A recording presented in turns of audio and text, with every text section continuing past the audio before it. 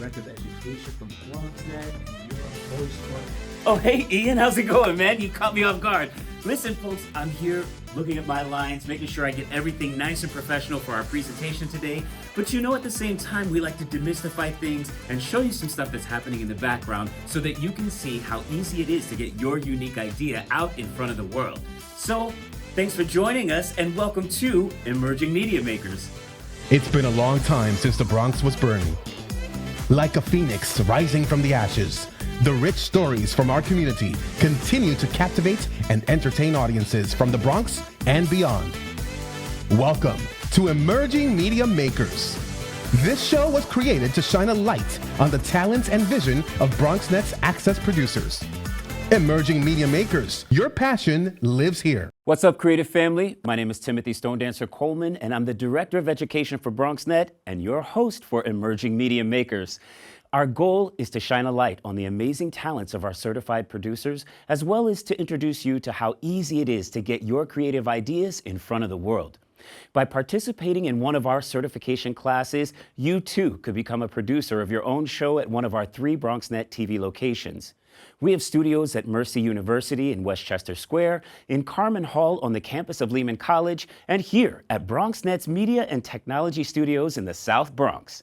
We have certified classes in field production, in-studio production that will teach you the basics of TV production, plus a host of other classes to get you started on your content journey creation.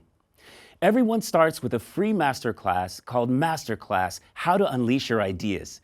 In this class, you'll get an overview of how previously certified community members have gone on to produce their own original programming. We will also leave time to hear your questions and help you move on to classes that are best suited for your needs. If you're a person that is hesitant to take that first step into TV production because perhaps you don't want to be in front of the camera or as a host, then rest assured there are several positions available that will help support your needs, like audio engineering, set design, floor management. Maybe you want to operate a camera. Maybe you want to be a producer. There's so much to choose from. Check out BronxNet.org/education for more information and find how easy it is to start producing your original idea for the Bronx and beyond. When we come back, I've got an amazing producer for you to meet. I'm not going to waste time with it. I'm going to read his bio once we come back, and we're going to get right into the interview. We'll be right back after these messages.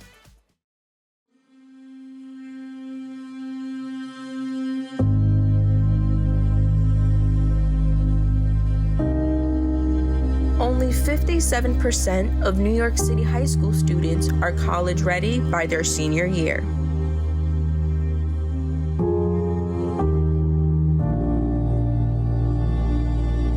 .5% of high school graduates either have no plans to attend college or are uncertain that they will ever attend.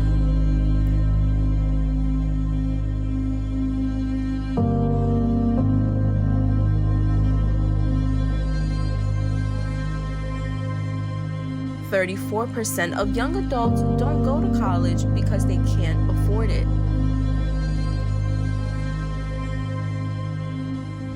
Discover what's possible. BronxNet's education programs, internships, and opportunities help engage and inspire Bronx youth and beyond to pursue their passions. Be a part of the BronxNet family. Whether you're interested in our shows, joining a class, or donating to support our mission, visit BronxNet.org to learn more. What's up, creative family? Thanks so much for coming back and joining me. I am Timothy, and this is Emerging Media Makers. So before the break, I told you I was going to introduce you to one of our certified producers here at BronxNet. So let's get to it. I want you to meet Mr. Troy Mills. Now, Troy Mills, also known as CEO Fox, studied film and TV production at BMCC and City College. His show, The Ethos, has a mission to inform the public about the socio-political and economic decisions that impact their daily lives in a digestible and entertaining way. His vision is to inform and connect the dots for the audience, providing both a micro and macro view of what's happening in America by linking local, state, and national news.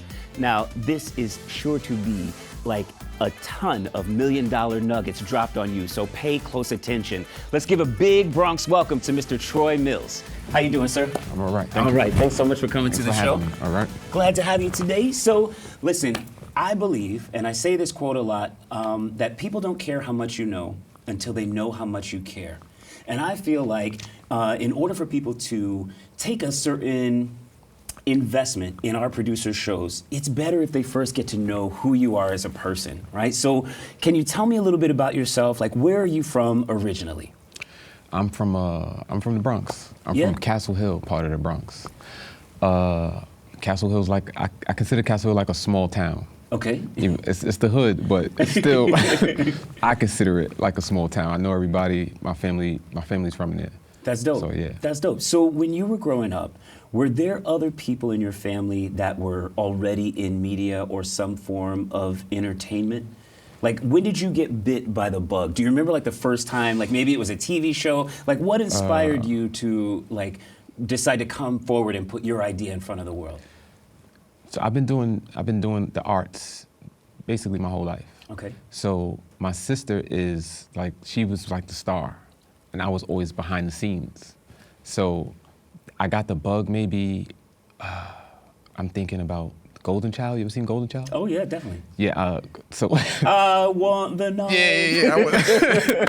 So back around maybe 10, 11, I said I wanted to be in movies and make movies. Nice. And then I went to HSA. You know the school name HSA? It's a school in Harlem called HSA. And I studied School of the Arts. Harlem School of the Arts. Yes. So I went to Harlem School of the Arts when I was growing up. My sister was dancing, and I was doing art and like photography. Nice. So that's when it really kind of said, right? Yeah, this has been the course. This has been our course. Yeah. That's cool. So I have a similar thing. Like my sister, when I was younger, my sister was a fashion model, and so I used to chase her around with a camera and try and get, help her build her book. And this is what good brothers do, people. All right. So let's fast forward. How did you find out about BronxNet? So growing up in the Bronx, I used to kind of watch BronxNet. From here and there. There's a couple shows. I don't want to, it might be explicit, but it was a couple shows that I used to watch growing up. So I always had the thought of BronxNet in my head. But then my partner was telling me about, like, we could go to like a BronxNet studio show. And then I said, whoa, yeah, sign me up. Where's that? And then we did it. We signed up, and it was smooth. And I mean, I think this is what most people don't recognize. Like, we're surrounded by millions of dollars worth of equipment, but it's a nonprofit, and we're here for the community. Right. And so I'm always like, well, why would people not take advantage of this opportunity to come in and be able to utilize all of this to help support your actual story, right? Like, no matter what it is, YouTube, television, podcasting, whatever it is, you still have to have a great story to tell. Yes. Right? So with your show, what were the phases that you went through in order to create your show? Watching everybody else's content. So watching everybody else's content, I would be like upset, like they're not hitting certain points or they're talking over people's heads. And I don't really mind looking up something when I'm watching something. I don't, I'm really trying to learn when I'm watching something. Right. I'm intentional about it. So stuff like that, like adding little tidbits in it, like remember the show Pop-Up Video? Yeah, definitely. So, yes. So Pop-Up Video, taking all the old nostalgia stuff that I used to like, and then trying to reimagine it. And that's part of how I came up with some of the stuff for Ethos. I think that's good because even though, what I like about what you just said is that you are intentional, right, to try and learn something in what it is that you're watching. Not everybody, that's not a general public kind of thing, right? Like I think sometimes people learn by accident, which is, for everybody, that's a human being type of thing, right? But I think when you're intentional about it, that's when you start to pull from all the good things that you see, and you're able to incorporate that into your own show, right? Like I'm a guy who used to watch, I would sit and read the credits inside of a record label, right? I want to know who did whatever. I'll sit through the credits at the end of a movie. Who was there? Is that like you as well? I don't have the credit things, but, all right, so I was more really into movies. I was like a big movie buff. Okay. So I didn't want to copy. So I was doing the thing where I would be watching my favorite directors and didn't know that they directed it. I was doing it like through the style. Yes. So like through like Michael Bay and like Spike Lee, I was trying to stay away from the names. Right. Because I wanted to dial in on how do I get better at style, the how it looks like. I don't know if you remember old film used to have this gritty, like old New York seems really like a mob movie. You know, Yes, every yes. mob movie or Yes. has this old New York feel. So That's right. That's part of where I Where you developed. of some of the Right. stuff that you started to pull from. Right. All right, so what's the name of your show? And tell me, you know, if I'm a general community member watching this TV program right now, when I turn on the channel, what am I going to receive? You might receive a joke, you might receive a laugh, a reference to something. You're definitely gonna get some knowledge. You're definitely gonna learn something that you didn't know, or get a different perspective of it. Because the point of it is to try to give both perspectives, or if one side is leaning another way, to purposely lean on the other way. So now, it's immediately putting the audience in the middle. It's the polarizing effect. That's right. It's the That's right. So if you're over here, if you're leaning to the right, Yep. I'm gonna lean you to the left, so Yep. you could be in the middle. Yeah. That's- So that's funny because my father was a military man, right? A Vietnam veteran. He was Republican. My mother was a Democrat. Oh, I'm registered independent, right? Because it's different when it's in the same family, Yeah. right? So I watched debates that were taking place through love. Right? They weren't, rah, rah, rah, I'm gonna chain you down and like, you know, you have to think like me or you're worthless. It was very much from a position of love and perspective of love. And so I love what you're saying about your show because you are allowing some people tune into certain shows only because it's going to be their opinion that they already have anyway. What are you learning from the that? echo chamber. What's Yeah. the point? Oh, the echo chamber. I love that. You know, what are you learning? What's the point? Yeah, that's good. All right. So then, what season are you in of your show? We're going into season 2. Okay. We just had a good season 1. I've been getting good feedback. Yeah.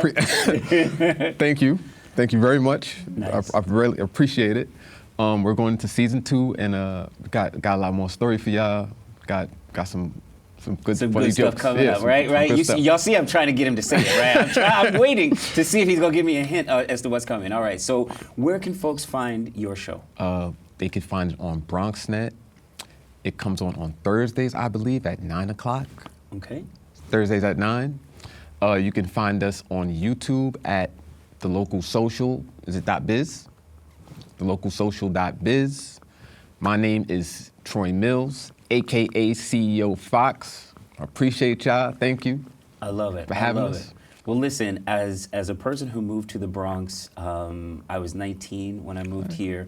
I say thank you for owning and sharing your own story. I know everybody wants to say what they know about the Bronx, but that story is limited to probably Yes. like 2 tracks. Like it's either on fire or there's murders. Like Yeah. they don't talk about all the passion, all the purpose. There's all good the people here in who the are Bronx. Yes, There's there's some amazing people here in the amazing, Bronx. talented Yes. people in the Bronx, and you are definitely one of them. I've Appreciate seen it. your show. I love it, Appreciate it. and I Thank you. hope that folks tune in. All right. All right, man. Thanks so much Thanks for for being having here me. with us today. All right. All right. Folks, we will be right back after these messages.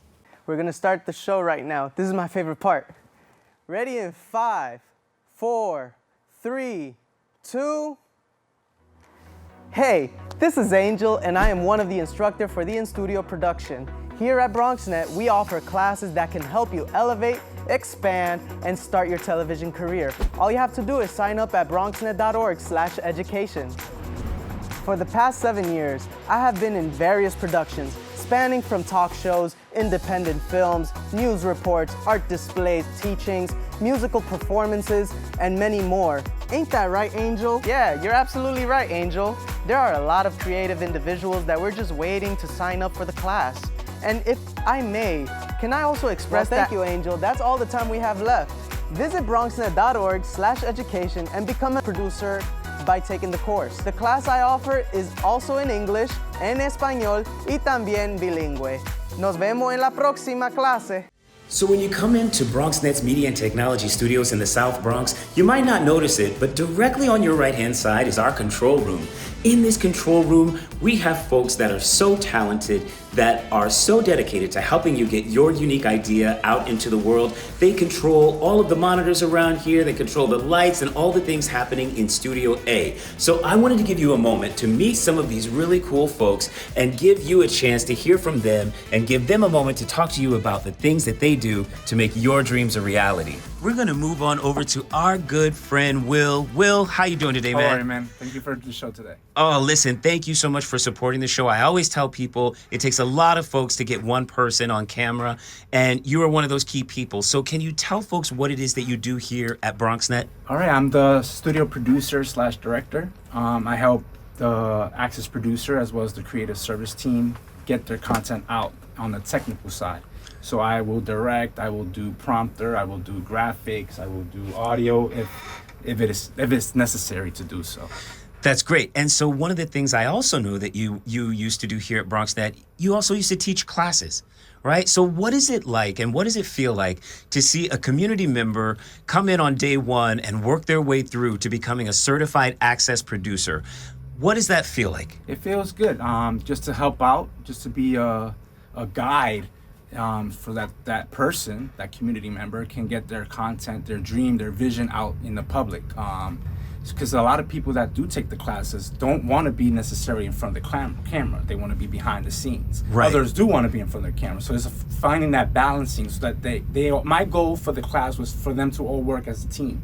So in case a person wants to be in front of the camera, that person can have someone behind the camera to help them and vice versa. Because that's a very real thing, right? Some people are nervous to take a class because they don't want to be shoved in front of the public. They want to come and touch the buttons, That's right? right, So for those that want to touch the buttons, can you talk to me about all of these beautiful lights over All here? right, What so is this machine? This right here is called our switcher. Okay. So here we have two lines. We have our preview line and our program line. Okay. We call it, technical terms is bus. Preview bus, program bus. All right. But I like to call it preview and program. Okay. All right, so if you look at our monitor wall, which here, let me just remind the viewer who's watching, this is our monitor wall. So this is what we in the control room are watching. But here, you see this little box here on the top right-hand corner where it says PGMA? Yes. That is what you, the viewer, is watching. And everything else is what here, the control room, is watching. So we have our preview bus here. We have our cameras. So we have 6 cameras in this studio. We have 4 robotics, camera A11, A12, A13, and A14. And then we have 2 manual cameras, camera A1 and camera A2. On this side of the wall, we have our graphics. So we have lower thirds, bugs, pictures that the viewer, the producer wants us to put. We have our prompter here in case we want to follow along. We have our 2 video servers down here. So this is our monitor wall. That's really important to understand because when I press any button here, it's going to affect our preview or our program. We normally teach our community members to really focus on using the preview bus because you don't want to make a mistake by simply pressing any button on the program feed. So here's, let me rephrase this and make sure I'm consuming this information. So this camera on the left, Yes. this screen on the left is your preview. So I can change Only it the right now. people that are in this control room are seeing that. Yes, so I can switch it right now. And nobody at home, the program, is watching it. You're only watching what's on program. So if I switch this camera from preview to program, you're going to see it switch. Okay. Oh, I see it. Okay. And so now what's on that program, PGMA, that's what everybody at home is on watching. television, Yes, that's sir. what they're watching. That's correct. So we're watching you, we're watching the guests, we're watching a wide shot of each other, of you guys. So we might be watching this camera here, it shows the entire set. So are there a lot of folks in the classes that you've taught that would rather be in this studio, in this control room, as opposed to being on camera? It's always, for me, in my experience, it's always been half. So half the class wants to be in front of the camera, half the class wants to be behind the scenes. So if I have a class of, let's say, 15, maybe 8 or 9 of them want to be behind and the rest want to be in front, or vice versa. So it depends on the class. That's excellent. That's excellent. Well, thank you, Will, so much for that very quick teachable moment. I think a lot of people are going to be really engaged because this is stuff that you don't normally see on regular television, where we're showing you the equipment that you're going to see if you come and take one of our classes here at BronxNet. Just visit bronxnet.org/education. So let's move on down the road. This is my big brother, Mr. Ian. Ian, how you doing, man? I'm doing good. How you doing? I'm doing all right. So what do you do here at BronxNet? Well, my job technically is called Facilities Coordinator. What that really means is that I help both the APs and the technical directors through every step of the production process. That involves manipulating graphics if need be, or uploading text for a teleprompter. Today, for your show, I worked on audio, which means I control everything that you see, that you hear during the show. Mm-hmm. Everything that you hear in the show has to be adjusted for volume so you can hear it well and hear it clearly. Otherwise, there's no point in recording it. It just sounds bad. That's true. That's true. So you're in front of a gigantic mixing board. This looks like it's ready for the next Rolling Stones concert. Like, Yeah. how do you break this down and make it a little bit more simple for people to understand what it is that you're doing? So, the best way to explain it is, for me, from the way I was taught, is that these control your mics. These are for the floor in the studio. This is more for video manipulation and audio for the videos, for all the ads you see, well, not ads, all the promotions you see. So I focus on this first because it's important that we get everyone that's in the studio sounding great. Mm-hmm. Because that's important, especially if they're a musician, because musicians tend to be more focused on how they sound. This is, of course, for all the promo ads that we have, everything you see that's not an interview. So audio is super important, Correct. right? And it's Yeah. a true core component because if you don't like what you hear, Right. you're not going to pay attention and watch. Right. Right? And so what is a tool that someone could use to double check their audio? Like, let's say people are creating content at home and they don't have all of this fancy equipment. What is something you can do to just double check and make sure that your audio sounds the way that you think it sounds, or it sounds in a way that people can consume it and not be distracted? Oh, well, if you have a good pair even if you have a good pair of earbuds or a good pair of headphones, run your audio so that you hear it first through your headphones. Because how you hear it through your headphones is a good indicator of how it's going to sound on the finished product. Nice, nice, nice. All right, Ian, thank you so much for our teachable moment. Folks, this is Ian. This is an audio engineer extraordinaire. All right. So I have one more person I'd like you all to meet. Now, this guy is Bernardo Moranta. He is our director of programming. So everything you see that we're filming here on all these different channels and stations, all the different things that go on, eventually that content is all put together and it is sent over to Bernardo's team. So Bernardo, tell the folks a little bit more about what you do here at BronxNet and explain a little bit more about how important it is to have quality content, like the recording of it, not just the audio, but what do the visuals look like? What's the message that you're telling? How do you do what you do so well? We wear multiple hats here in programming. So as Timothy mentioned, I'm director of programming at BronxNet. So what that means is that all 6 of our channels that we have on air at BronxNet are managed by myself and my team. So we quality control all the content that gets sent to us. We have content coming in from creative services for all of our signature shows. We have content coming in from the public as well, certified access producers, playback producers who didn't necessarily take BronxNet classes. So all these sources of content come to us, and we have to quality control it, make sure it sounds and looks good so that when you watch it at home, it's pristine and it's what you deserve, which is high quality. And then we have to strategically schedule it to make sure it's airing at the right time, the right amount of times, and all that jazz. There's a lot of strategy and planning that goes behind that for every single channel in terms of like the content and making sure that it's the right genre for the channel that it's airing on, because every channel has its own format. So there's a lot that goes behind that. And so that's a lot to do, right? Like that Yeah, quality assurance part is really a lot. So if I'm a general member of the community and I become certified as an access producer through BronxNet's classes, when I create my first show, I have to then what? I'm uploading it, it's getting reviewed, and what happens? Like if everything looks good, what happens next for me? So you upload your show. Let's say you're brand new. You upload your first show, your pilot, as they call it, and then you submit it to the programming department. My department. Then we will figure out a time slot for it. We'll review it, make sure it's looking good from a technical standpoint. And if it meets all of our technical standards, then we'll assign a time slot. We'll send you an email. We'll let you know it's going to be on at this time, on this channel, And then from that point, you're open to be able to book future studio usage or more equipment usage, depending on your certification. And then you can continue submitting shows and creating shows. Till the end of time. It's a permanent, free opportunity. It's just a matter of hitting the ground running once you've completed your class. Aside from being a junior producer with BronxNet, I know that for today's episode of Emerging Media Makers, you were also running the prompter.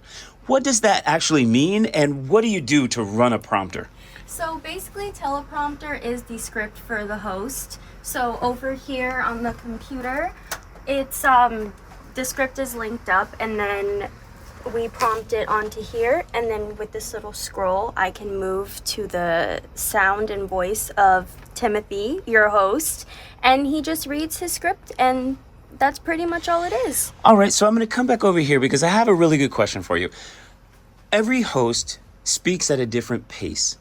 Everyone is reading at a different pace. How do you sync what you're doing to make it? Because for me, it felt super comfortable. What I was saying today felt super comfortable. I didn't feel like you were going too fast. I felt like you were really like in tune with me. But how do you make yourself in tune with what I'm doing? So basically, sometimes we'll do like test runs as well, and then they'll go through the prompter. So pretty much when you're doing prompter, you can kind of know how that person talks, the speed of their voice. So sometimes even if I do feel like I'm scrolling a little too fast, it's just slow it down a little bit.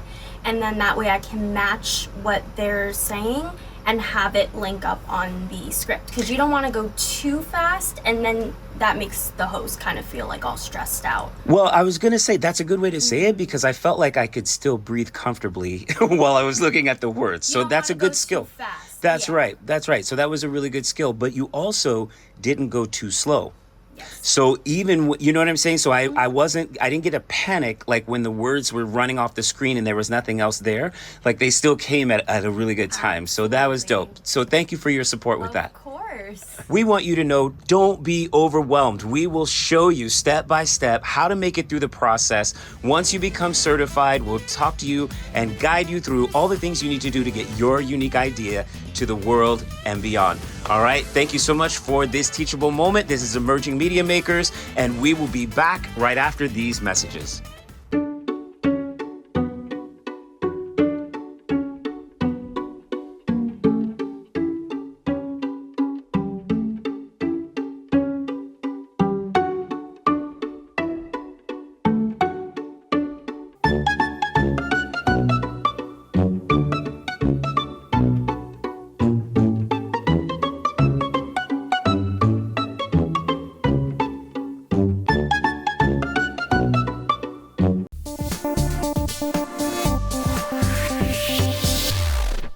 Hey, creative family, thank you so much for joining me for another episode of Emerging Media Makers.